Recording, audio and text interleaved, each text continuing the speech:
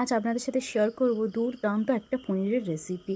প্রথমে একটা মশলা আমি তৈরি করে নেবো জিরে, ধনে, গোলমরিচ, দারচিনি আর শুকনো লঙ্কা দিয়ে। মশলাটাকে আমি গুঁড়ো করে রেখে দেবো। এবার কড়াতে সাদা তেল দিয়ে আমি খুব ভালো করে পনিরটাকে ভেজে নেব। তারপরে কড়াতে ঘি দেবো, ঘি দিয়ে আমি এখানে ক্যাপসিকামটা ভেজে নেব। ক্যাপসিকামটা একটু মিনিট খানেক মতো লাল লাল করে ভেজে নিয়ে আমি এখানে দিয়ে দেবো টমেটোটা। টমেটো আর ক্যাপসিকাম দুটো একসাথে ভালো করে লাল লাল করে ভেজে নিয়ে আমি তুলে নেব। তারপরে বাদবাকি ঘির মধ্যে দিয়ে দেবো একটু আদা আর কাঁচা লঙ্কা বাটা।